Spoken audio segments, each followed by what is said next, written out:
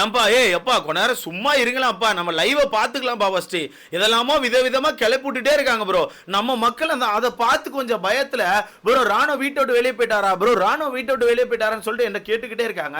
ஆக்சுவலாக நல்லா ஒன்று புரிஞ்சுக்கோங்க, நான் இப்போ கேட்ட வரத்துக்கு ராணுவர்கள் இந்த வீட்டை விட்டு வெளியே போனதா எந்த ஒரு நியூஸுமே இல்லை. ராணுவர்கள் ஹாஸ்பிட்டல் போயிட்டு ரிட்டன் வீட்டுக்குள்ள கொண்டு வந்து வீட்டுக்குள்ள வச்சாதான் ஒரு நியூஸ் வந்திருக்குது.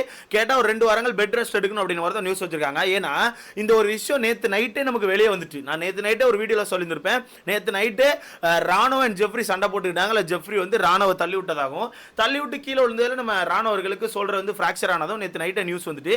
ஆனால் இதே மாதிரி நேற்று நைட் இந்த நியூஸ் வரும்போதே கூட இன்னொரு நியூஸ் வந்துச்சு, தீபக் அவர்கள் எவிக்டா வெளியே போயிட்டதாகவும், தீபக் அவர்கள் வாக் அவுட் பண்ணதாகவும் ஒரு நியூஸ் வந்துச்சு. ஏன்னு கேட்டீங்கன்னா தீபக் மேல ஆல்ரெடி ஒரு கேஸ் விழுந்திருக்கு, உங்களுக்கே தெரியும். தீபக் மேல அந்த ஷோ மேல விஜிஎஸ் மேல ஒரு கேஸை போட்டிருக்காங்க. ஸோ அந்த கேஸை ஒரு ரீசனை வச்சு தீபக் அவர்களை வீட்டை விட்டு வெளியே எடுத்ததா நேற்று நைட் ஒரு ரூமர்ஸை கிளப்பி விட்டாங்க.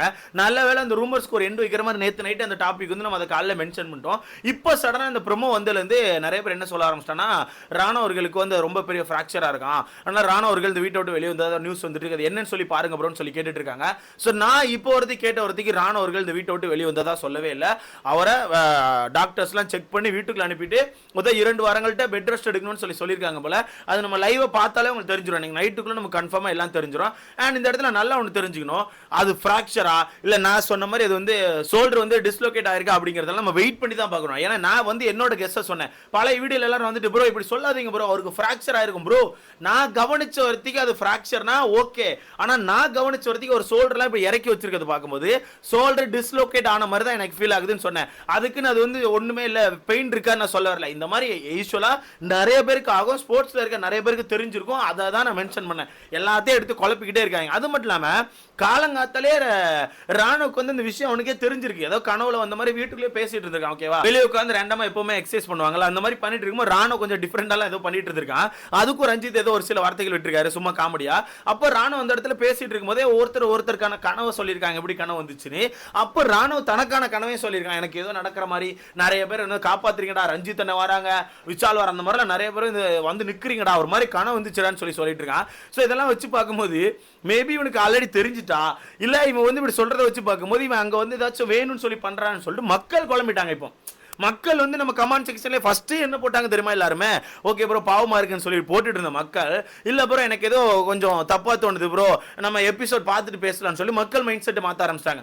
அதை நான் இப்போ ஒன்று சொல்லிக்கிறேன், அங்கே எந்த ஒரு விஷயமும் அப்படி தப்பா நடக்கவே இல்லை, உண்மையாவே அவருக்கு அடிதான் பட்டிருக்குது. ஏன்னா நம்ம நினைக்கிற மாதிரி கிடையாது ப்ரோ. இப்போ ஒன்று பிக் பாஸ் ஒன்றும் உள்ள கூட்டு போயிட்டு ஹாஸ்பிட்டலில் 2 மணி நேரம் வச்சுட்டு ரிட்டர்ன் கூட்டு வந்து அந்த மாதிரி ஒரு சீன்லாம் கிரியேட்டே பண்ண மாட்டாங்க. உண்மையாக அடிபட்டு உண்மையாக அடிபட்டு சின்ன அடியா இருந்தால் சின்ன அடின்னு சொல்லி முடிச்சிருவாங்க. அந்த வகையில் அவனுக்கு உண்மையாவே அடிபட்டிருக்குது. ஷோல்டர் வந்து இப்போ என் சைட்ல இருந்து பார்க்கும்போது ஷோல்டர் வந்து டிஸ்லோகேட்னு சொன்னல, பட் உள்ள இந்த நியூஸ் கொடுக்குற நிறைய பேர் வந்து அதுக்கு வேற ஒரு பேர் ஏதோ சொல்லி சம்திங் சொல்லிட்டு இருக்காங்க. அந்த மாதிரி ஒரு ஃப்ராக்சர்னு சொல்லிட்டு அது என்னன்னு எனக்கு கரெக்டாக தெரியல. ஓகேவா, அதை பற்றி நான் நல்லா கிளியராக சொல்ல விரும்பல. ஸோ ஏதோ ஃப்ராக்சர் அப்படிங்கிறத சொல்லிட்டு இருக்காங்க, நம்ம வெயிட் பண்ணி தான் பார்க்கணும். பட் இதில் வந்து ஏன் மைண்ட் செட்டுகள் என்ன தெரிஞ்சுன்னா அப்படி விழாத மாதிரி தெரிஞ்சு. பட் பார்க்குற மக்கள் நிறைய பேர் என்ன சொல்றாங்கன்னா, ப்ரோ அவ விழுந்து அந்த அடிப்பட்டல பெயின்ல தான் இப்படி திரும்பிட்டாரு, அதனால தான் இந்த ஷோல்டரை வந்து கீழே சாச்சிட்டான்னு சொல்லிட்டு இருக்காங்க. அதான் சொல்றேன், இந்த ப்ரோமோ கட் அப்படிங்கிறது நமக்கு எப்படி இருக்கும்னு தெரியாது ப்ரோ. ஏன்னா அதில் விழும்போது ஒரு கட் இருக்கு, அப்புறம் ஒரு உருளும் போது ஒரு கட் இருக்கு. ஸோ நம்ம ப்ரோமோ கட்டை பார்த்து எதுவுமே பேசுறோம்ல. நான் இருந்தாலும் ஃபர்ஸ்ட் வீட்ல என்னோட கெஸ்ஸை மட்டும் தான் சொல்லியிருந்தேன், என்னோட கெஸ். ஏன்னா அவரை கூட்டு போகும்போது அவரோட ஷோல்டர் வந்து கீழே இருந்துச்சு, அந்த வகையில் தான் ஷோல்டர் வந்து டிஸ்லோகேட் ஆயிருக்கு நான் சொல்லியிருந்தேன். ஓகே, நம்ம வெயிட் பண்ணி பார்க்கலாம். இதில் எனக்கு யார் மேலாம் வருத்தம் இருந்துச்சு நான் ஓப்பனாக சொல்றேன்ப்பா. இல்லை நிறைய பேர் வந்து இல்லை ப்ரோ அன்சிதா வந்து 2வது வந்துட்டு அவனுக்கு உண்மையாக வலிக்குது போலலாம் சொன்னாங்கன்னு சொல்றீங்க. நல்லா ஒன்று தெரிஞ்சுக்கோங்க, அது ஓகே தான். இருந்தாலுமே ஒரு சீன் கவனிச்சிங்களா, அதை தூக்கிட்டு போறது யார், 2 பேர் தூக்கிட்டு போறாங்க. அருண் விஷால் தான் தூக்கிட்டு போறாங்க, அருண் விஷால் மட்டும் தான் தூக்கிட்டு போறாங்க. அருண் மட்டும் தான் ஃபர்ஸ்ட் வந்து பார்க்குறான். அதில் நின்றுட்டு இருந்த ஜெஃப்ரி வந்து அப்பலான்னு சொல்றான். அவன் வந்து ஃபர்ஸ்ட் எட்டி பார்க்கல. பக்கத்தில் உட்காந்துருக்க பவித்ரா அவங்க கேமை மட்டுமே பார்த்துட்டு பக்கத்தில் உருண்டுட்டு இருக்க, நம்ம அவன் பேர் என்ன ராணவை எட்டி பார்க்கவே இல்லை. நல்லா கவனிங்களா, அந்த ப்ரோமோ கட்ல ஒரு சீன் உங்களால் பார்க்க முடியுங்க. நல்லா நீங்க வேணா இன்னொரு தடவை இந்த ப்ரோமோ பாருங்க. ராணவ அங்கே வந்து பெயின்ல ஒரு மாதிரி உருண்டுட்டு இருப்பான், இங்க அந்த கல்லை வாங்கி வச்சு பவித்ரா அந்த கல்லை இப்படி லாக் பண்ணி இப்படி பார்த்துட்டு இப்படி திரும்புவாங்க. பாருங்களேன், நீங்க வேணா பாருங்களேன், சிரிச்ச மணிக்கு லைட் ஆயிருக்கும். ஸோ அதெல்லாம் நம்ம வச்சு பார்க்கும்போது இதை வந்து மேபி ப்ரோமோ கட்காண்டி இப்படி வச்சிருக்கலாம். உள்ள போகும்போது மேபி எல்லாரும் சேர்ந்து ரிட்டன் உள்ள வந்து காப்பாத்திருக்கலாம், தூக்கிருக்கலாம், என்ன வேணா நடந்திருக்கலாம். ஸோ நம்ம வெயிட் பண்ணி பார்க்கலாம். நீங்க சொன்ன மாதிரி தான் எபிசோடுக்கு வெயிட் பண்ணலாம். ஏன்னா உள்ள என்ன வேணா நடந்திருக்கலாம், எப்படி வேணா நடந்திருக்கலாம். பட் இந்த இடத்துல நான் ஒரு விஷயம் சொல்லியிருந்தேன் ப்ரோ, எல்லாருமே சேர்ந்து அவன் நடிக்கிறான், அவன் இப்படி தான் இருக்கிறான் சும்மான்னு சொல்லி ஜாலியாக உட்காந்துருக்காங்க, கேமை பார்க்குறாங்கன்னு சொன்னல, அது உண்மையாகவே எனக்கு ஃபீல் ஆச்சுங்க. எனக்கு உண்மையாவே இந்த விஷயம் ஃபீல் ஆச்சு. ஏன்னா நான் ஓப்பனா சொல்றேங்க, நீங்க வந்து நான் ராணுவுக்கு இந்த இடத்துல சப்போர்ட் பண்றேன்னு நினைச்சாலும் சரி, எனக்கு என் மைண்ட்ல தோன்றதை நான் சொல்றேன். இந்த இடத்துல அவன் நடிக்கிற மாதிரியே ஃபர்ஸ்ட் தெரிஞ்சாலும் எல்லாரும் நடிக்கிறேன்னு சொல்றாங்களே, ஆனா எனக்கு தெரியல. ஆனா அந்த இடத்துல ஜெஃப்ரிங்க ஒரு நபரோ இல்ல வேற யாரோ அந்த மாதிரி விழுந்து துடிச்சிருந்தா இவங்க யாருமே ஃபர்ஸ்ட் நடிப்புன்னு சொல்லியிருக்க மாட்டாங்க. நீங்க வேணா சும்மா யோசிச்சு பாருங்களேன், ஜெஃப்ரியோ இல்ல விஜய் விஷாலோ இல்ல அருணோ இந்த மாதிரி ஆட்கள் அந்த இடத்துல அப்படி விழுந்து அப்படி உருண்டு வலிக்கடான்னு சொல்லியிருந்தா எல்லாரும் ஏன்னு சொல்லி உட்கார்ந்துருக்க மாட்டாங்க, டாஸ்கா பார்த்துருக்க மாட்டாங்க. அந்த டாஸ்க் விட்டு எந்திரிச்சு வந்து கண்டிப்பா காப்பாற்ற பார்த்துருப்பாங்க. ஸோ நமக்கு அந்த ப்ரோமோ கட்ல கவனிக்கும் போது அந்த மாதிரி எதுவுமே இல்லை. ஆனால் ஒரு சீன் நம்மளால கவனிக்க முடியுது, அவனை காப்பாற்றி தூக்குறாங்க. அவனை தூக்கும் போது இங்க இருந்து முத்துக்குமரலாம் வந்து நடந்து போற மாதிரி ஒரு சீன் காட்டுறாங்க. ஸோ நம்ம எபிசோடுக்கு வெயிட் பண்ணலாம். இப்போ நிறைய பேர் என்ன சொல்ல ஆரம்பிச்சாச்சு, ப்ரோ என்ன ப்ரோ முத்துக்குமரன் எங்க ப்ரோ, முத்துக்குமரன் காண ப்ரோன்னு. ப்ரோ அதுல இந்த ப்ரோமோ கட்ல ஒரு சீன் கவனிங்க, முத்துக்குமார் நடந்து வருவான், முத்துக்குமார் வந்துட்டு தான் அதை கவனிச்சுட்டு போவான். ஸோ நம்ம என்னன்னு சொல்லி வெயிட் பண்ணி தான் பார்க்கணும். நம்ம எல்லாருமே தப்புன்னு போட்ட முடியாது. அந்த இடத்துல என்ன நடந்திருக்கு அப்படிங்கிறது நம்ம எபிசோட்ல பார்க்கலாம். ஆனா இருந்தா எனக்கு ஒரே ஒரு ஒருத்தர் தான் நான் ஓப்பனா சொல்லிட்டேன், அங்க யாருமே டக்குன்னு வந்த மாதிரி இல்லையே, பக்கத்துல உட்காந்துருக்க பவித்ரா கூட வரலைன்னு மட்டும் தான் நான் யோசிச்சேன். மற்றபடி எனக்கு எதுவுமே இல்லை. எபிசோட் பார்த்துட்டு பேசலாம். அண்ட் நம்ம ராணுவ அவர்கள் வீட்டை விட்டு வெளியே போல, ராணுவ அவர்கள் வீட்டுக்குள்ள இருக்கிறதா இந்த இப்போ நியூஸ் இருக்குது. ஸோ அவர் வந்து வீட்டை விட்டு வெளியே போல. எனக்கு தெரிஞ்சு இந்த இடத்துல நான் ஒரு அட்வைஸ் மாதிரி கொடுக்கணும், இல்லை எனக்கு வந்து ஒரு விஷ் மாதிரி இருக்கான்னு என்ன சொல்லலாம்னா, அவருக்கு உண்மையாவே ரொம்ப 2 வாரங்கள் ஆகிற அளவுக்கு ஒரு ஃப்ராக்சரா இருந்தா அந்த மனிதரை வந்து வீட்டை விட்டு வெளியே எடுக்கிறது நல்லதுன்னு எனக்கு தோணுது.